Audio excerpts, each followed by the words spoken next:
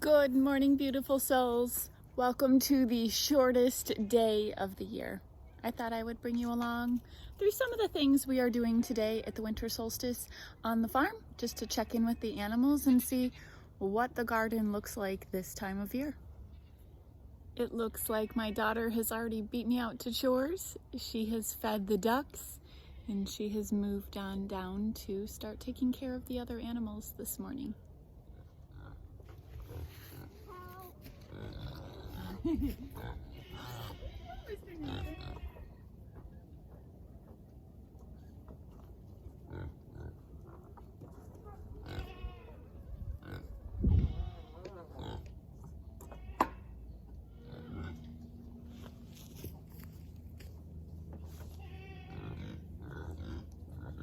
Everybody's waiting.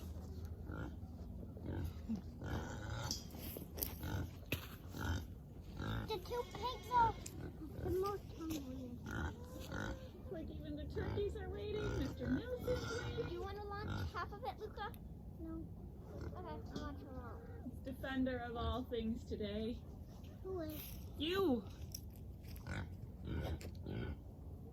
It hit the turkey then. Poor piggy. Going for more? Yeah, there's half more of a bucket of it. Go for it. Wonder how Mr. Nelson will react.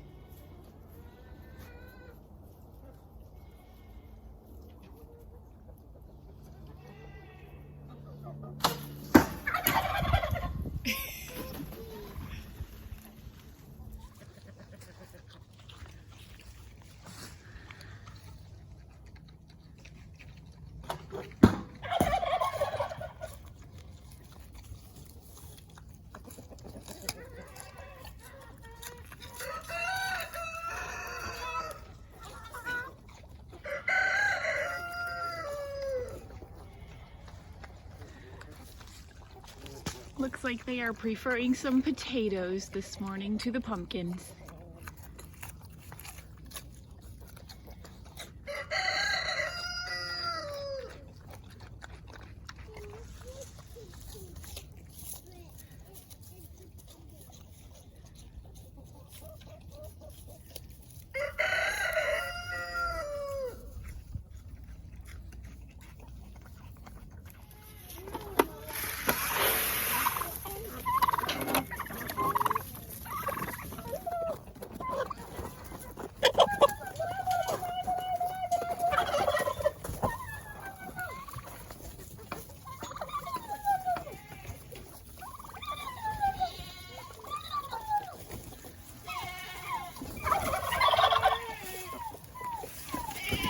Here's the current compost bin with scraps this morning from Nature's Own restaurant.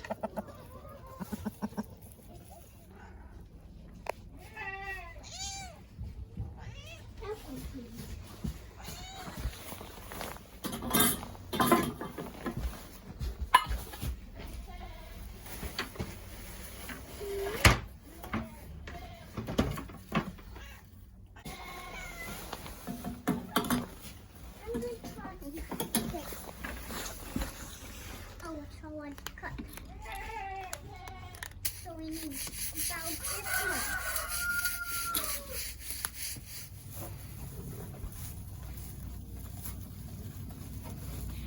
Finn, our registered baby doll ram, is in here with two babies that are not old enough for breeding.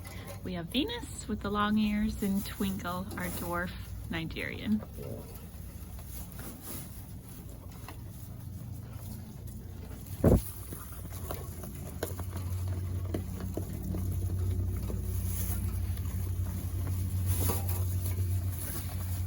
Since we are low on forage, they are simply getting orchard hay.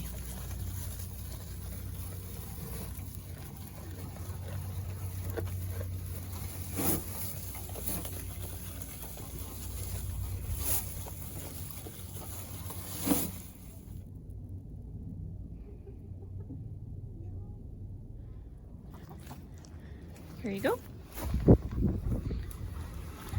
Can I lock them up? Sure.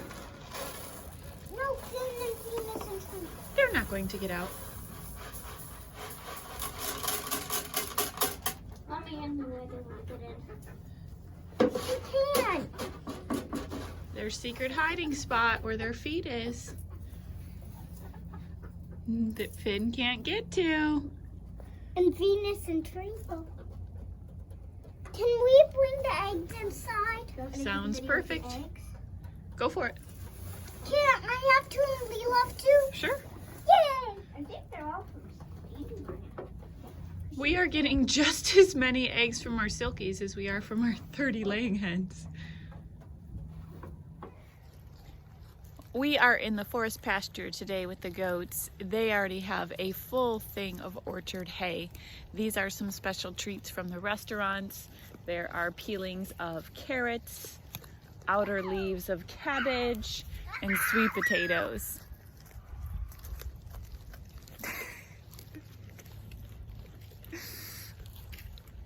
Doesn't take much to have some fun around here. Breeding season did not go as planned this year. This is our male goat, Mars, and he did help bring forth 3 different sets of babies last year. Plus we had another mama, Oreo, deliver a full Nubian last year. But this year, when we planned to have everybody kid out in March, Mars, we were trying to breed with Oreo. We thought that would work, but just today I am noticing her again coming back into her heat cycle. And if that's true, that means we will not have babies until the end of May, beginning of June. So that makes me thankful that we have a grocery store where we can go get some milk. Also, Red right here became pregnant right away, but I think she experienced a miscarriage. She had some bloody show 2 months in and came back into heat again. So kidding season didn't quite go as well as planned. We will not be doing goat cuddling like we did in past years, but we are just working on keeping our goats healthy and developing our rotational pastures and creating playgrounds.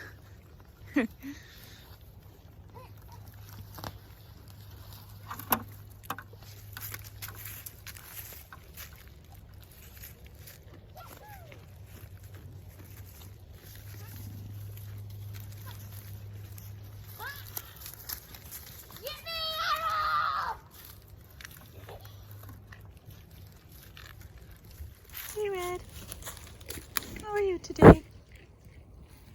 Oh, it's not a treat.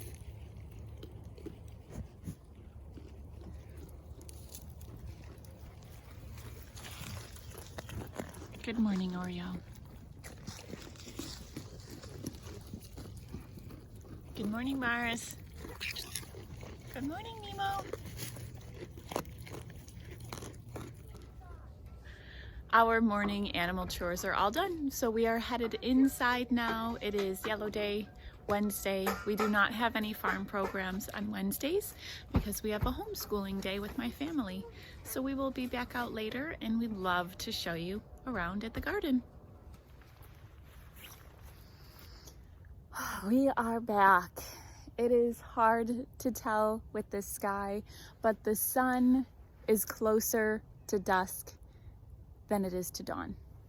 This time of year with less work in the garden, we tend to get a lot cozier and sink into our homeschooling inside, which is quite lovely because as soon as March, April, May hits, we hit the ground running with things that need to happen outside, and we shift a little bit with our homeschooling.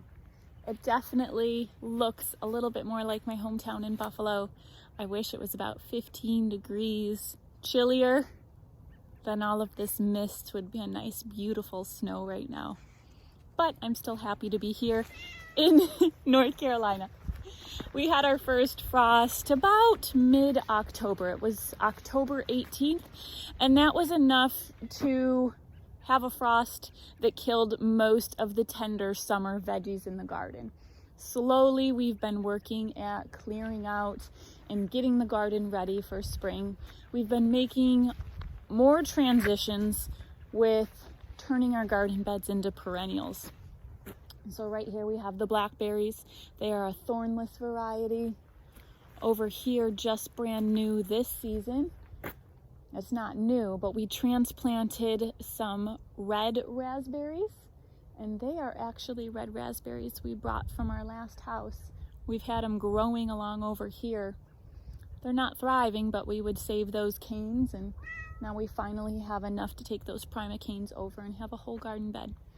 We've also planted clover in here with a lot of our perennials in hopes that it will take nitrogen out of the air and put that down. My cat is right here. Hi, Earl. Hi, Earl. But the hopes are that that clover will bring nitrogen down and fix that into the soil below. Maybe she'll come around with us. We also have a grape planted right here. Those muscadine grapes just thrive. And to be completely truthful, we bought about 8 more of them that we have not planted yet or built trellising for. So this one is in the ground right here. And I'm gonna set you down, Earl. Maybe she'll go down. And as you can see, I also took use of that empty space, and we have strawberries planted in here as well, so that those can thrive and grow just annually in this upcoming year, while that grape takes a little while to take off.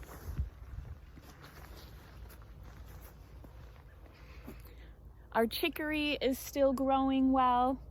I just kind of keep weeding it, and we can use that as a coffee substitute, although my husband isn't fully convinced of that one yet.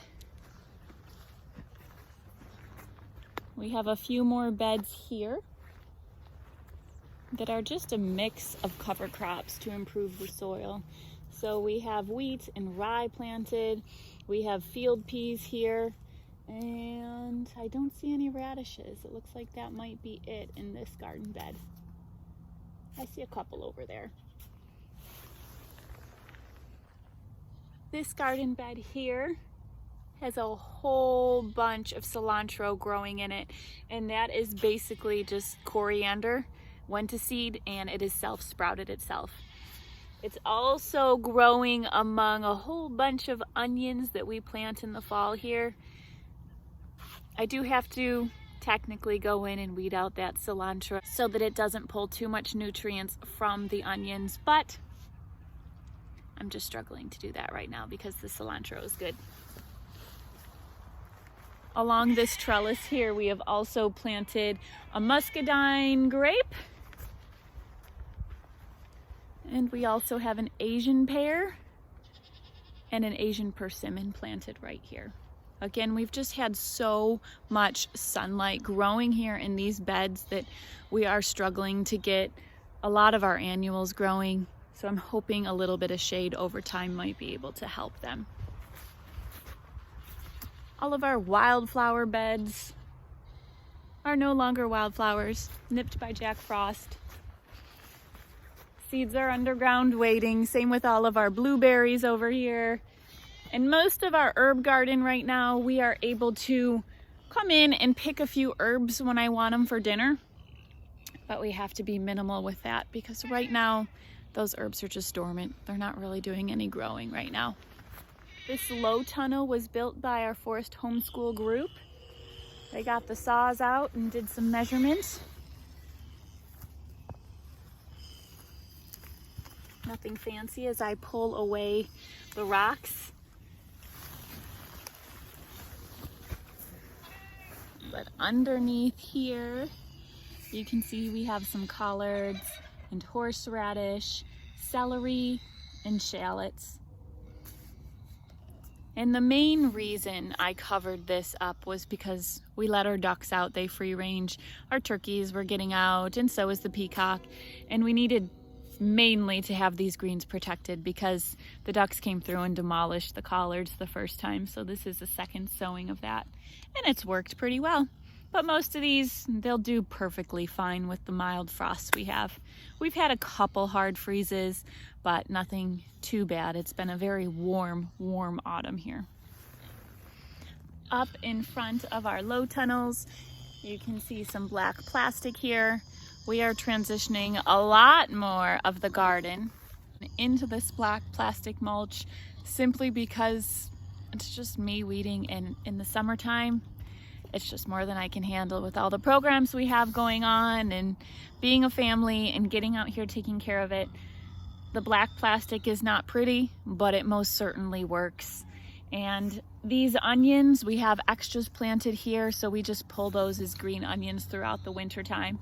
And probably by the springtime, when it comes, we'll be able to plant something here for the spring garden, is to where the other onions that you just saw, we will save those ones and harvest those in the summertime so those can be a bulb onion. As I pan us around, you're going to see a few more beds with some more cover crops. These cover crops are pretty pitiful compared to what it was last year, but I also planted them very late this year.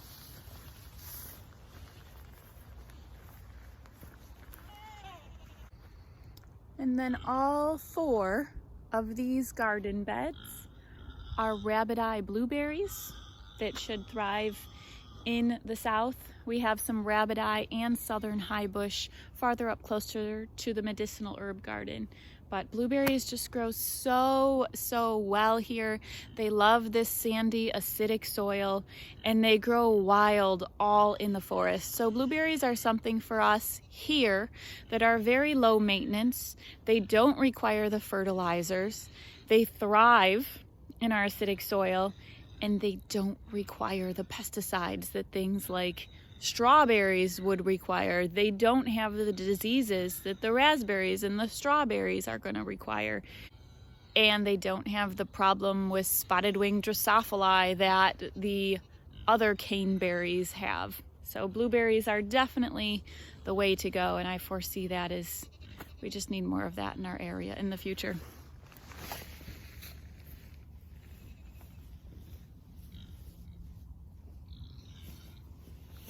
These 2 long beds I just uncovered the ends for you are strawberries. Being that we do not use any pesticide, fungicide, herbicides, strawberries really grow best here in an annual setting. I will plant them in the autumn from strawberry plugs. We will harvest them in the springtime and enjoy berries. These white coverings do not need to be on there this time of year. It's helpful, but it's not necessary.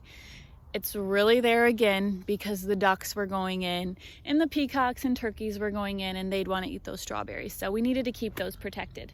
Now, once February comes and March comes, we will need to uncover the beds daily to let them get pollinated if there are flowers, and cover them up at nighttime to protect them from the frost and getting damaged. But you can see,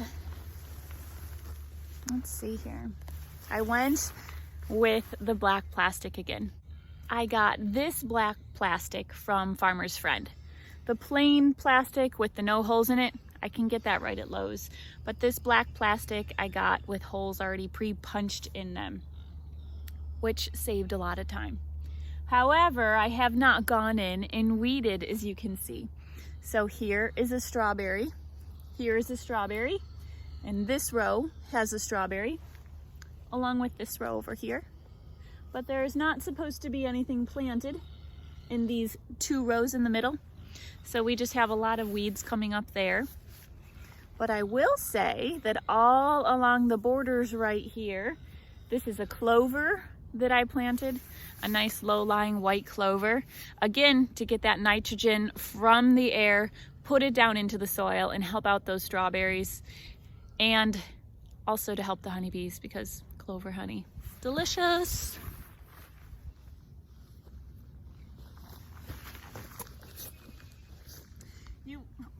Earl, you will also see lots of dandelions, which I definitely welcome this time of year. The bees are out looking for nectar and pollen, and there is barely any. So these dandelions that we have, I want them there. They're not a weed to me.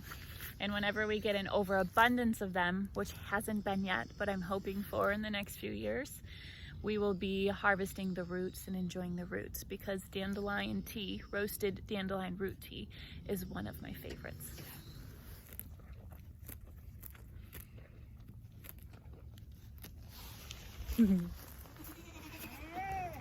Our apples are all dormant for the year.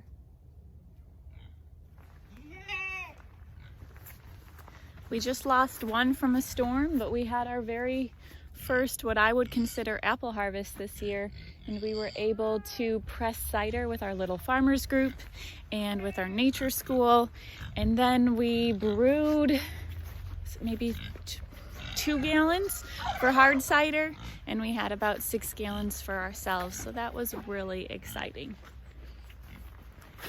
The last thing probably outside to show you would be the asparagus bed, and it does not look like much. Right now, the asparagus looks just like a bunch of weeds.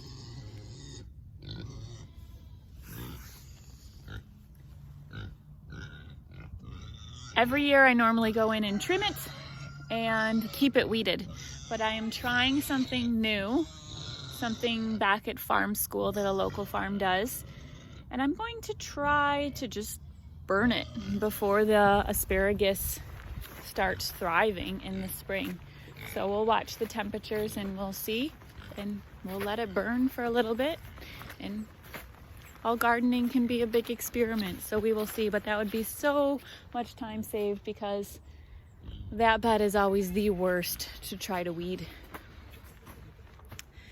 We are going into our second winter with our high tunnel, with our greenhouse, and I couldn't be more happy at having this. We are so thankful for NRCS for helping us with the affordability of the structure, and for the community members and goat cuddling members and GoFundMe members who allowed this to become a wheelchair accessible and child friendly space.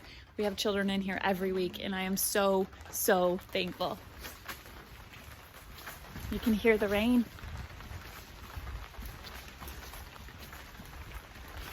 I'm going to check the temperature from yesterday. So today, whoa, yesterday my high in here was 99. Today my high is 61.9. And today my low this morning was 41. 2 days ago, we had our lowest night yet at 32.9 degrees. So we have been able, without any outside source of heat, to keep this greenhouse pretty hot. We took the shade cloth off several weeks ago to let more light in, and it has really just provided optimal temperatures in here for summer things to thrive. It's going to look pitiful because we just had 32.9 degrees, but we are getting peppers in here. You can see our turmeric that just went to the wayside with that 32 degree weather. This is all those holes are all salads that have gone home with families over the last week. Our ginger definitely took a hit with the cold weather, but it is almost time to start sprouting and try that again.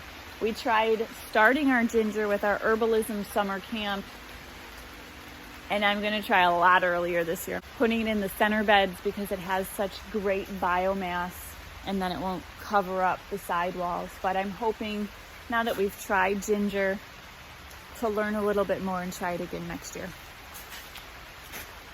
Our salads have just been absolutely immaculate. This variety here is from Johnny's. Normally I love Baker Creek heirloom seeds, but I do like to go to Johnny's for this type of pelleted seed called Salanova. It just makes some absolutely beautiful bib heads. You can see a lot of progression going on here because this is a romaine and that's a romaine where we just keep harvesting the outer leaves. We have romaine that's even smaller, and then we have romaine that we've harvested a month and a half ago. So we have definitely put more emphasis this year into succession harvest, because last year I put all my stuff in at once and then it was like, whoa, this is way more than we can handle.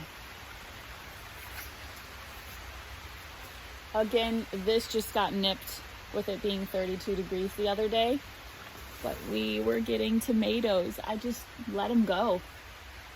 These are Bosque Blue bumblebees and they will turn yellow, but that was pretty cool.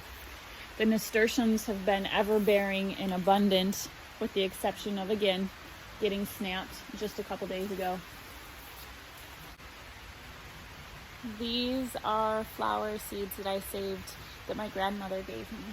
And while they really do not need a place in the greenhouse, they are special and dear to my heart. So I wanted to try them protected here in the greenhouse as well as out in the yard. Being that she's from New York, we're in North Carolina, I don't necessarily know the growth habit of the hollyhocks, but I'm gonna try it just because they're special to me.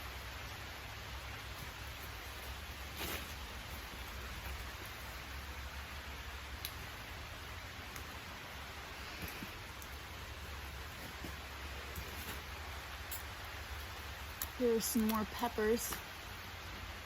I have a whole bin of these sweet pimento peppers inside right now that are red and beautiful.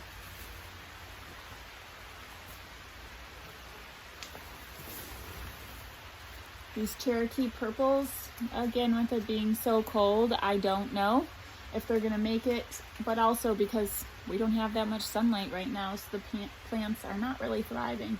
But we took a bunch inside and we just hung them up on my herb handles, and they've been turning whatever color they are for ripening, but they've been turning to ripeness with time. But of course they're super mealy, but tomatoes in December, I'd still consider it a win.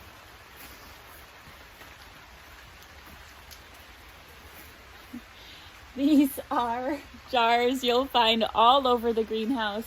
We have an abundance of ladybugs that come to the house this time of year, and we have just been collecting them when we find them in our south and our east side windows, and we bring them out jar by jar, and then the children release them in our programs.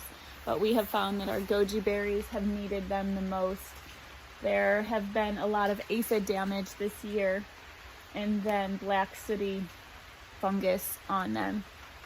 But the goji berries are thriving.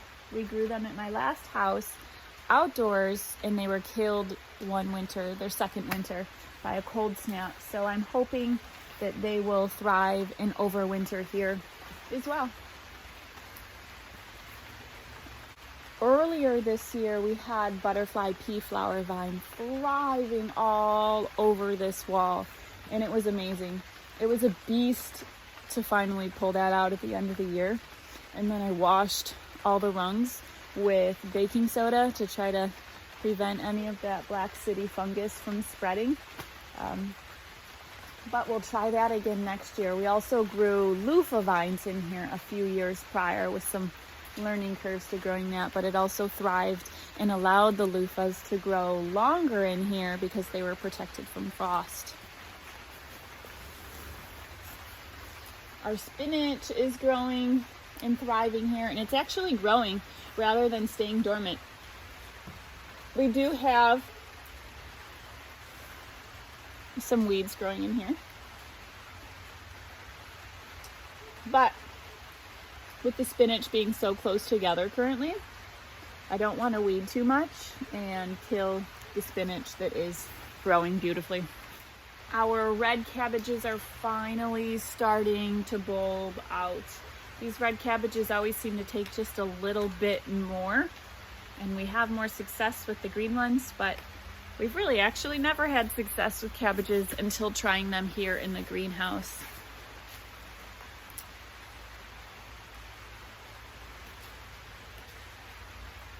So we continue trying and continue learning each year.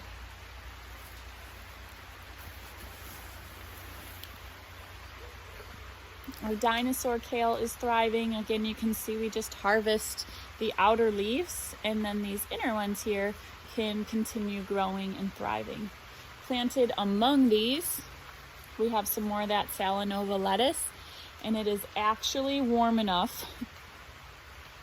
Let's see if I can point it to show you. Here, here, here. That some tomatoes have sprouted up all on their own.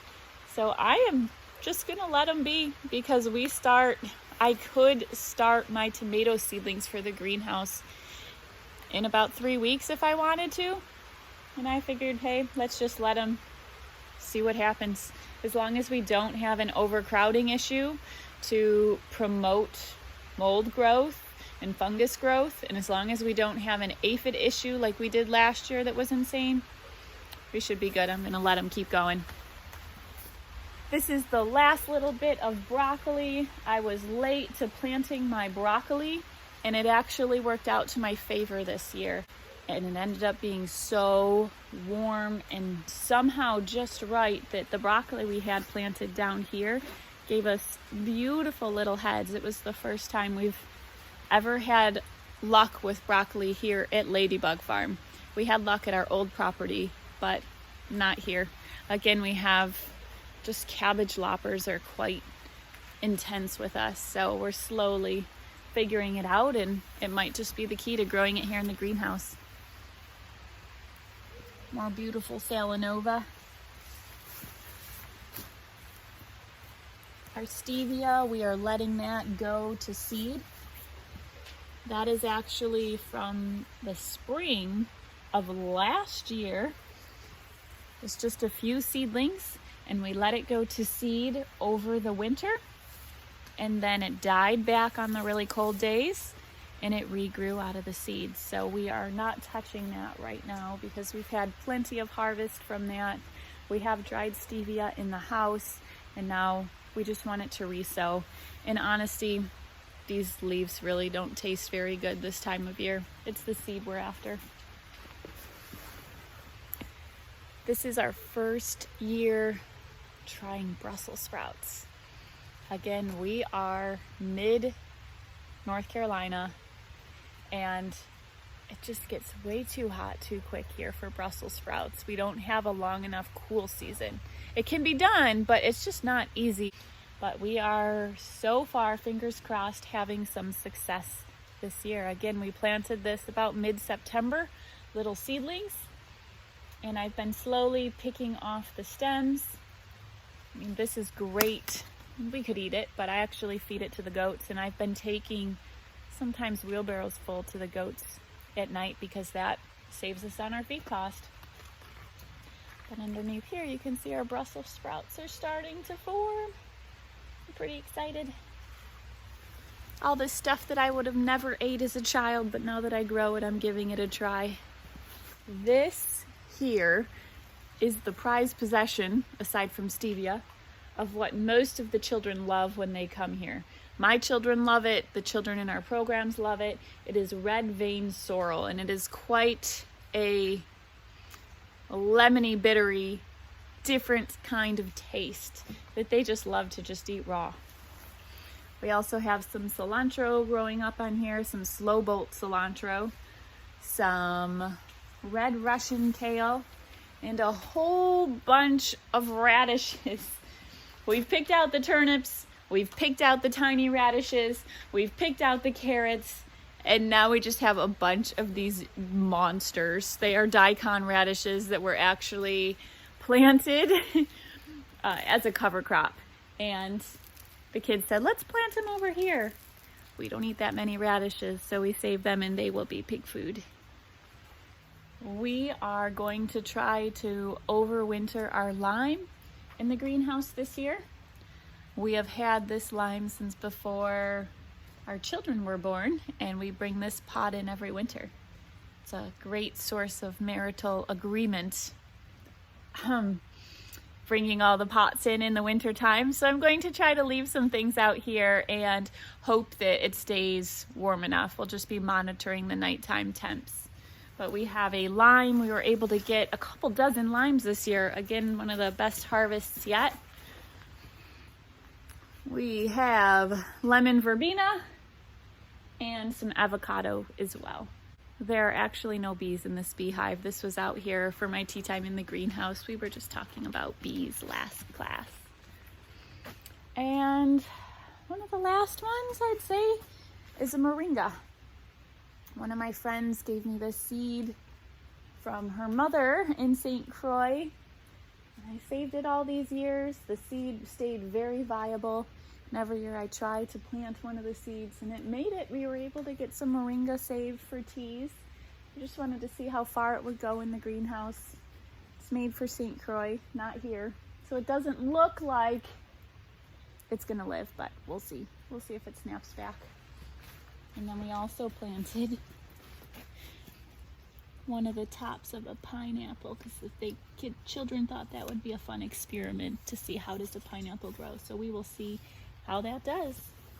Again, everything is just one great big experiment with gardening, I feel. I'm thankful that we can be talking to you on the winter solstice and still have the comfort with the hard months of January and February ahead, knowing that if we didn't put up enough food, if our freezers aren't enough full, there's still a grocery store that we can go to. But nonetheless, we try every little bit we can do. Every pot on the back deck that we started from makes a difference in connecting to our food source. I thank you so much for joining me today. I hope that you have a magical solstice and may our paths cross again soon.